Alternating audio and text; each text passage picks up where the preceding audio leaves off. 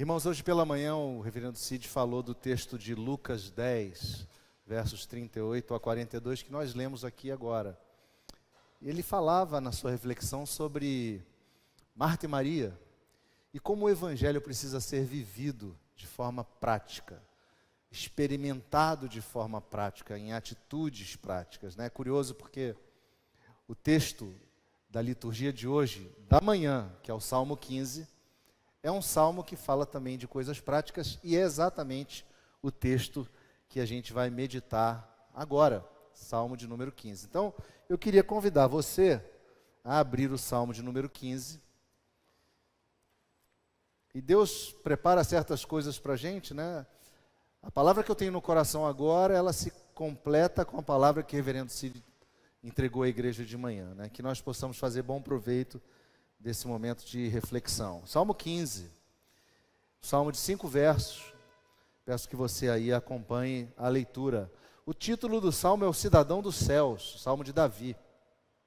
E diz assim: quem, Senhor, habitará no teu tabernáculo? Senhor aqui com letras maiúsculas, que é o famoso tetragrama, Javé. Quem, Javé, habitará no teu tabernáculo? Quem há de morar no teu santo monte? O que vive com integridade e pratica justiça, e de coração fala a verdade. O que não difama com sua língua, não faz mal ao próximo, nem lança injúria contra o seu vizinho. O que a seus olhos tem por desprezível ao réprobo, mas honra aos que temem a Javé. O que jura com dano próprio e não se retrata. O que não empresta o seu dinheiro com usura, nem aceita suborno contra inocente. Quem deste modo procede, não será jamais abalado. Palavra do Senhor até aqui, vamos orar.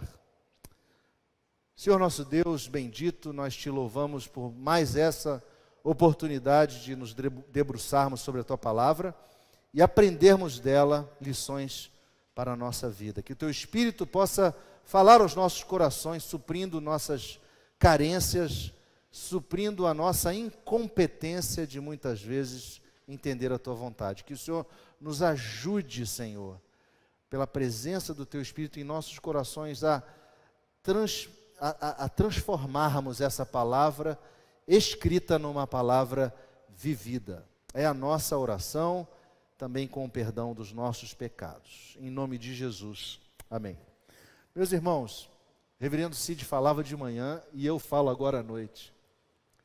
Um dos maiores desafios que eu imagino, que eu penso, que na minha visão acontece para o cristianismo dos nossos dias, é o da coerência entre o que o cristão fala e o que esse cristão vive.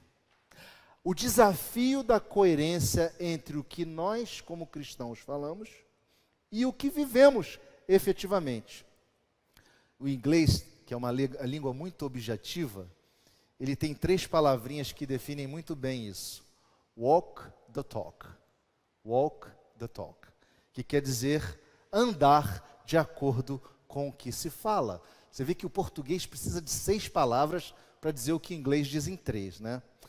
Então, diante de tantas confusões que a gente mapeia por aí, tantos escândalos relacionados à nossa fé, à fé cristã, a gente se sente muitas vezes encurralado nessa confusão, pressionado por esse mundo que insiste em nos acusar e que é implacável. Mas é verdade que muito cristão por aí não tem vivido de acordo com os padrões de Cristo.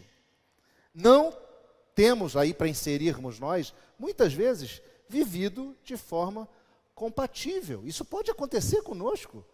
Como cristãos, nós podemos tropeçar e não refletir aquilo que a gente professa.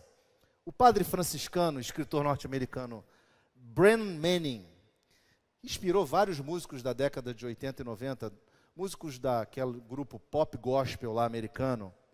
Ele cunhou uma frase que minimamente nos bota para pensar. Preste atenção no que ele diz, abre aspas. a maior causa isolada do ateísmo no mundo hoje são os cristãos, que reconhecem Jesus com os lábios, mas saem pela porta e o negam com o seu estilo de vida. Isso é o que um mundo incrédulo simplesmente acha inacreditável. Vou repetir, abre aspas. A maior causa isolada do ateísmo no mundo hoje são os cristãos, que reconhecem Jesus com os lábios, mas saem pela porta e o negam com o seu estilo de vida. Isso é o que um mundo incrédulo simplesmente acha inacreditável. Honestamente, eu não creio que se possa fazer uma análise tão simplista assim numa única frase, mas essa frase, irmãos, ela é muito verdadeira. Nós perdemos o terreno do avanço da nossa mensagem de vida, a mensagem de Cristo, a mensagem do Evangelho, quando nós falhamos na nossa ortopraxia, ou seja, na nossa capacidade de praticar a retidão proposta pela palavra de Deus, praticar aquilo que Jesus nos ensina, né? Falando especificamente desse salmo, Salmo 15, Calvino, quando comenta, ele crê que esse salmo demonstre uma inquietação vivida por Davi, que era causada por uma religiosidade de fachada, daquele povo que se dizia pertencer a Javé, mas que na verdade não conseguia demonstrar mudança de vida. E, sinceramente, essa inquietação pode chegar até nós, até as nossas experiências de hoje. Davi olhava ao redor, contemplando aqueles que participavam do serviço religioso, né, e naquela época ainda não tinha o templo, era o tabernáculo, e ele via aqueles religiosos cumprindo os rituais, né, fazendo as ofertas, os sacrifícios, e demonstrando apenas uma religiosidade de ritual, ritualística, que era desacompanhada de um verdadeiro serviço, que demonstrava frutos de conversão, né? Por fora era uma coisa, mas por dentro não evidenciava a transformação, né, que era capaz de mudar as atitudes de formas práticas, né, e que pudessem refletir de fato que aquelas pessoas ouviam a lei de Deus, né, que elas eram instruídas pela lei de Deus. Elas não andavam segundo o que professavam. O pastor John MacArthur, ele comenta esse texto e ele traz um aspecto interessante desse salmo, que é conhecido como um salmo, como uma liturgia de entrada. É como se à porta de um templo chegasse um adorador e perguntasse ao sacerdote: por favor, quais são as condições necessárias para eu entrar e adorar? E a resposta do sacerdote seria uma lista de coisas que são atitudes práticas e santas, sem as quais ninguém veria a Deus. Então eu queria propor nessa nossa meditação um tema que é o seguinte: as características de um cidadão do reino. As características de um cidadão do reino. O salmo começa com uma pergunta: quem, Senhor, quem, Javé, habitará no teu tabernáculo? É aquela famosa pergunta que muitos de nós fazemos: Senhor, fulano vai para o céu? Alguns chegam até a dizer: Beltrano não vai para o céu. Mas, irmãos, essa pergunta é uma pergunta que nem você e eu temos competência para responder. Por isso que é o próprio Deus que responde. A resposta é dada através da pena de Davi, do dedo de Davi, mas essa resposta vem do alto, de Javé. E ele nos responde nos dando as características daqueles que habitarão no tabernáculo, né? Deus, nesse salmo, está falando daquele homem segundo o seu coração, das pessoas que tinham o seu coração circunciso. No verso 1 do salmo, nós encontramos uma linda visão, que é a visão da nossa peregrinação. Em geral, os salmos nos contam histórias, ou nos trazem instruções, que demonstram que nós estamos em viagem, nós estamos numa peregrinação a Sião celestial. Nós caminhamos para uma Sião eterna, para uma Jerusalém que vem do céu.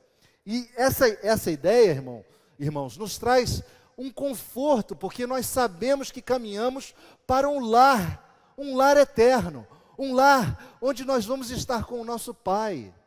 é a casa do nosso Pai. Então, o primeiro verso do Salmo nos traz essa ideia de que estamos peregrinando para a casa do Pai. E isso, irmãos, sinceramente, deve nos trazer muito consolo, especialmente em tempos de dor, em tempos de falta, como a que estamos vivendo hoje. Com a partida de Carlos Eduardo Pellegrino, a família dele está vivendo um momento de dor tremenda, mas precisamos ter no coração a visão de que nós estamos em peregrinação, caminhando para a casa do Pai. O comentarista Derek Kidner, que comenta o texto dos Salmos, ele nos apresenta uma bela pintura. É como se Deus fosse o anfitrião dessa nossa jornada para a casa dele.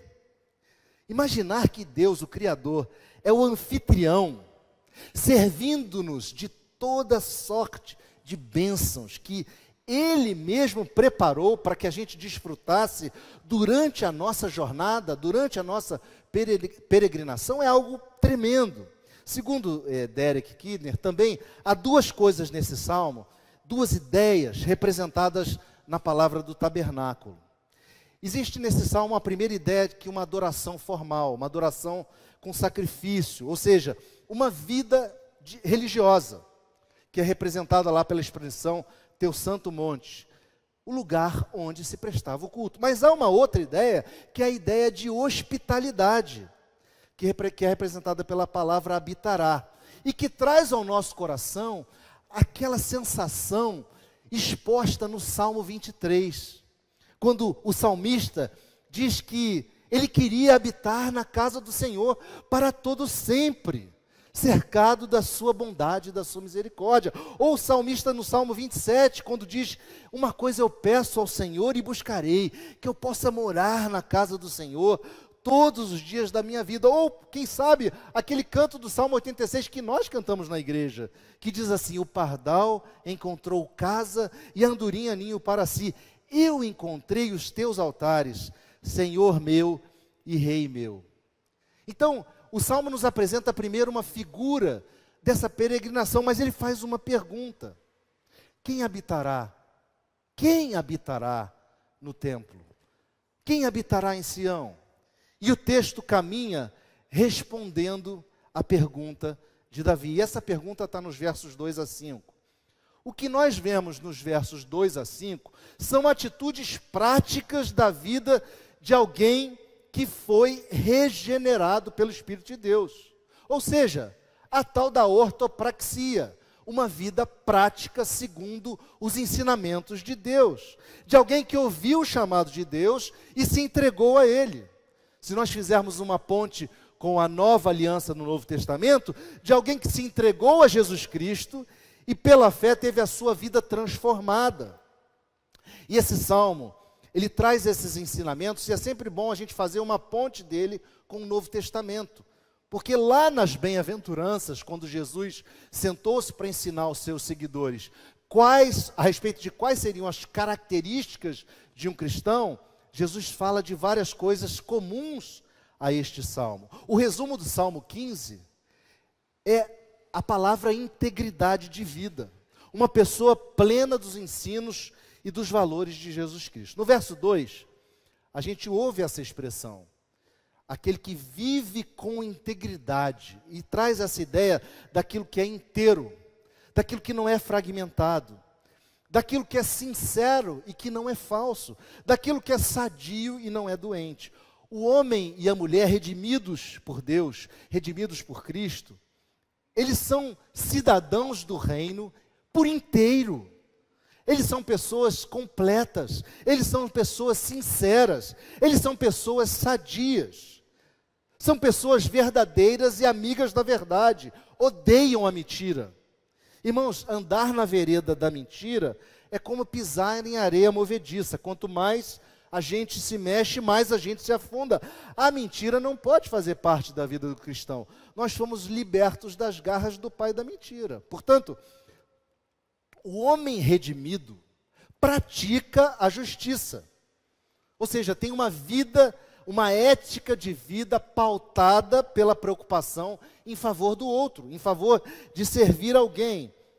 Quando vemos lá no início do texto do profeta Isaías, Deus falando através do profeta e demonstrando a sua ira com relação ao seu povo, a falta de zelo, encontramos uma exortação muito clara, que era exatamente a respeito da coerência da religiosidade.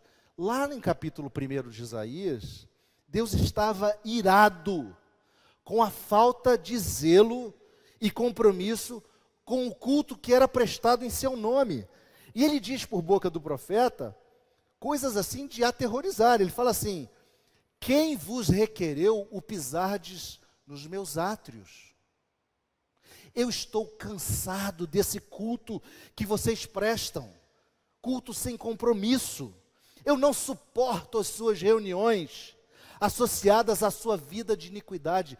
Deus está dizendo da sua ira a respeito daquele povo que professava com a boca, mas não vivia com o coração e não vivia de forma prática aquilo que professava com a boca. Irmãos, Deus requer de nós atitudes, e no próprio capítulo 1, no verso 17, Deus mesmo diz: aprendei a fazer o bem, atendei a justiça, repreendei o opressor, defendei o direito do órfão, pleiteai a causa das viúvas. E essa palavra, curiosamente, ela ecoa até o Novo Testamento, quando a gente encontra lá na epístola de Tiago, também no primeiro capítulo, Tiago dizendo o seguinte: olha, a religião pura e sem mácula para com o nosso Deus e Pai é esta: visitar os órfãos e as viúvas nas suas tribulações, e a si mesmo guardar-se incontaminado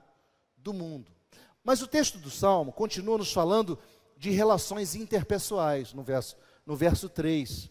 Deus nos dá uma resposta, dizendo que o cidadão do reino de Cristo não difama, não faz mal ao próximo, nem lança júria contra o vizinho. Meus irmãos, a palavra difamar traz a ideia de alguém que vai em derredor de outrem e fica circulando essa pessoa, espionando para fazer fofoca.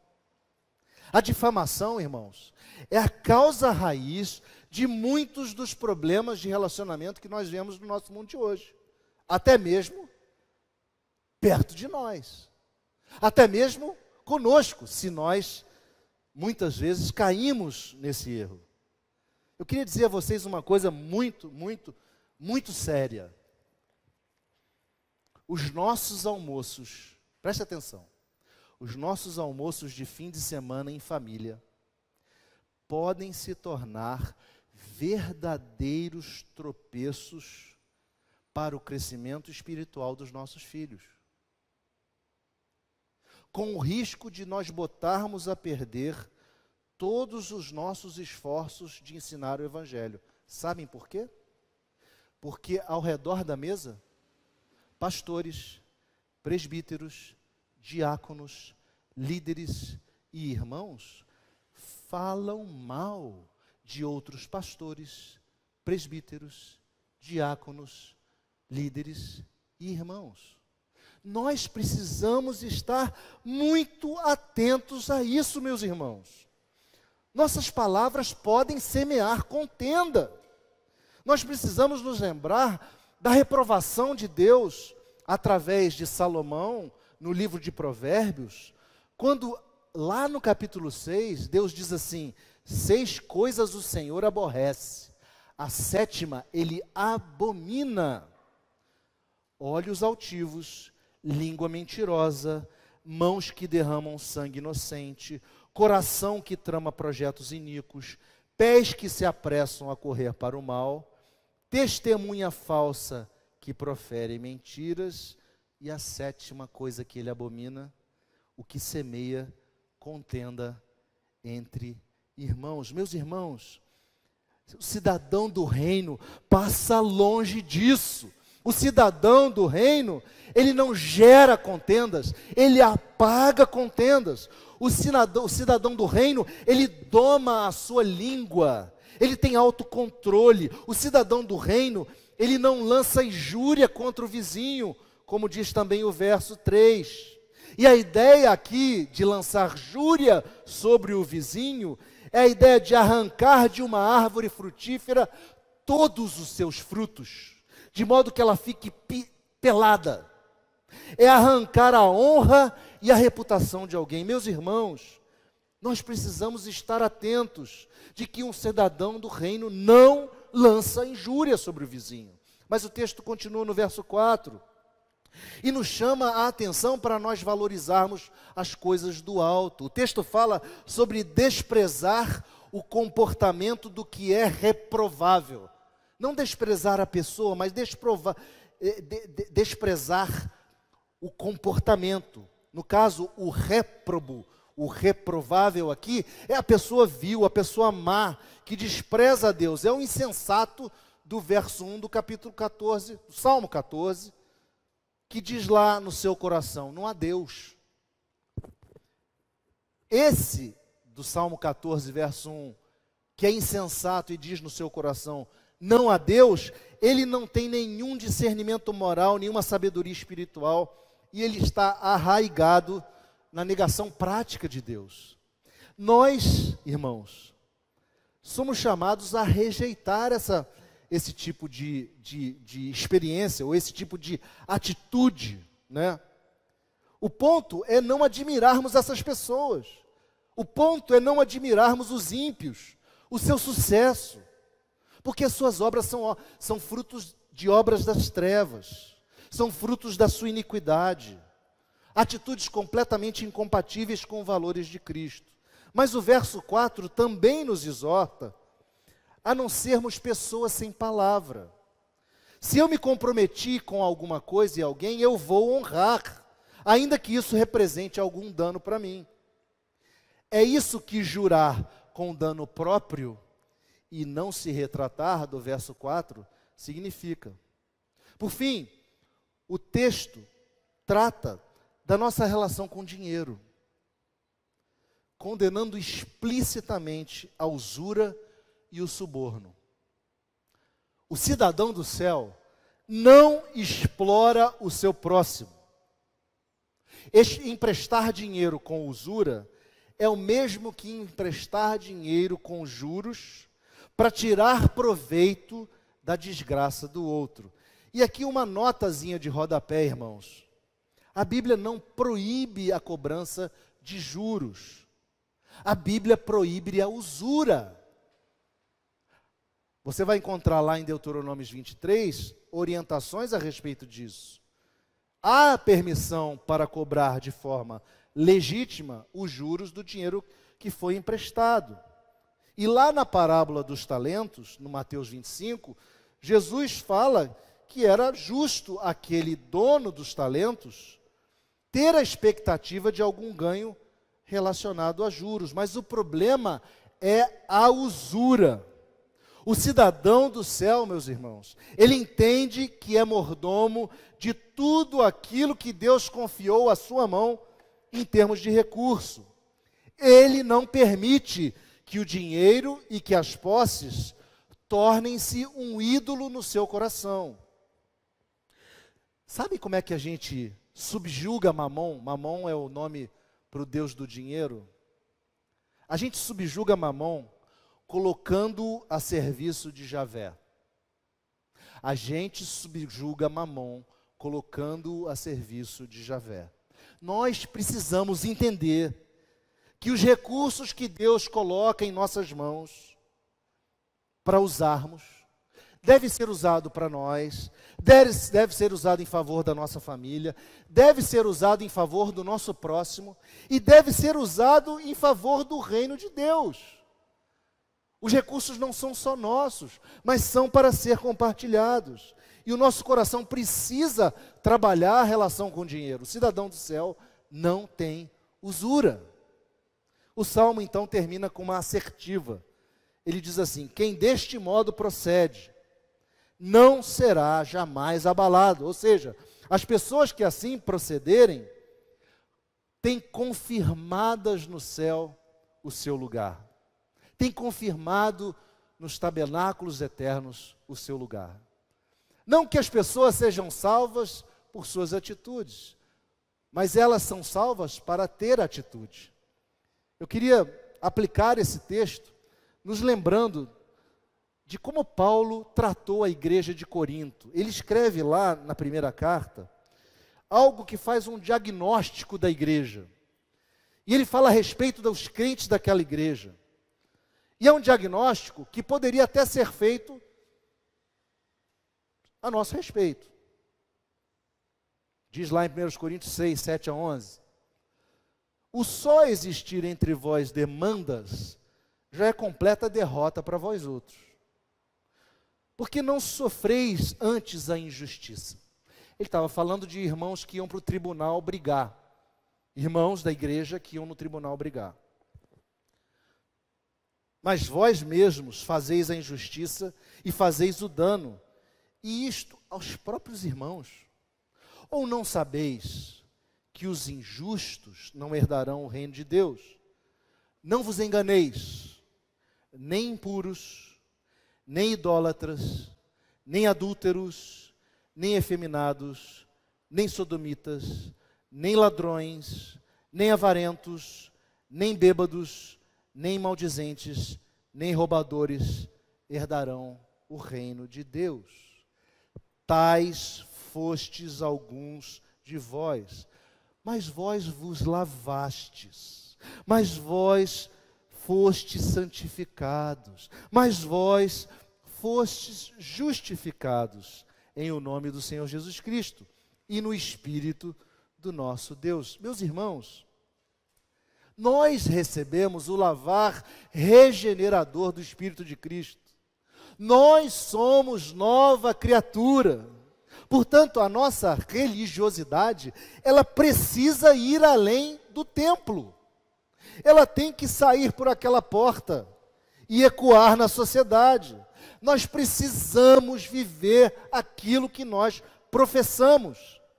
E isso faz parte de uma disposição interior que cada um de nós deve ter, de ouvir a voz do Espírito Santo, quando ele nos move a servir e nos move em direção ao próximo.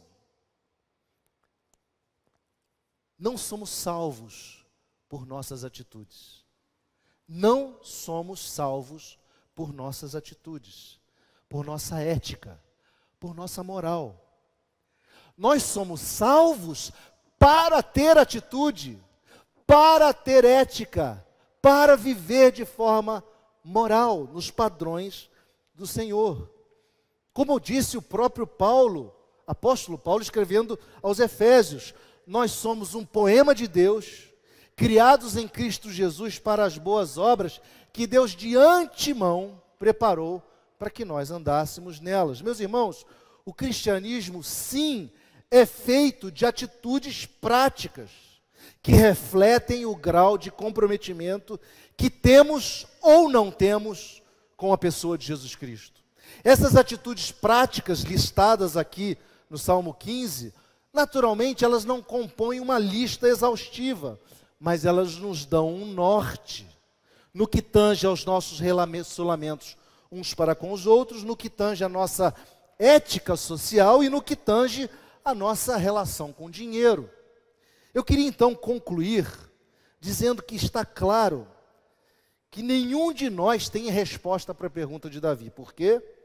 Porque é o próprio Deus que nos responde, mostrando quais são as evidências que Ele espera encontrar naqueles que se hospedarão eternamente com Ele. Como eu disse no início, nós podemos fazer o paralelo entre esse texto e as bem-aventuranças que foram ensinadas por Jesus, pois elas demonstram as evidências daqueles que seriam os seus seguidores. Lá em Mateus 5, verso 3 a 12, diz assim: bem-aventurados os humildes de espírito, porque deles é o reino de Deus. Bem-aventurados os que choram, porque serão consolados. Bem-aventurados os mansos, porque herdarão a terra. Bem-aventurados os que têm fome e sede de justiça, porque serão fartos. Bem-aventurados os misericordiosos, porque alcançarão misericórdia. Bem-aventurados os limpos de coração, porque verão a Deus. Bem-aventurados os pacificadores, porque serão chamados filhos de Deus. Bem-aventurados os perseguidos por causa da justiça, porque deles é o reino dos céus. Bem-aventurados sois, quando por minha causa vos injuriarem e vos perseguirem, e mentindo disserem todo mal contra vós. Regozijai-vos e exultai, porque é grande o vosso galardão nos céus, pois assim perseguiram os profetas que viveram antes de vós. Meus irmãos, que o Senhor possa nos ajudar a que nós consigamos demonstrar constantemente que nós somos cidadãos dos céus. Que em nossas vidas, as outras pessoas veem as evidências daqueles que são cidadãos dos céus. Vamos orar? Curve a sua fronte.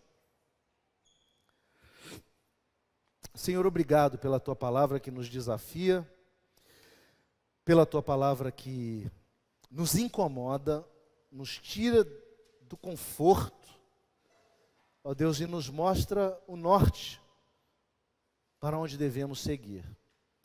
Pai, eu peço que o Senhor nos ajude pelo teu Espírito Santo, que o Senhor possa falar conosco durante essa semana, ecoando essa palavra, e ó Deus, nos lembrando, através do teu Espírito, que nós precisamos ser coerentes com aquilo que pregamos, com aquilo que professamos. Ó Deus, nos ajude, Senhor, em meio a uma sociedade tão perdida, tão longe de Ti, a sermos de fato luz do mundo e sal da terra. Nós te pedimos isso, pelos méritos de Jesus Cristo e no nome dEle, hoje e sempre. Amém.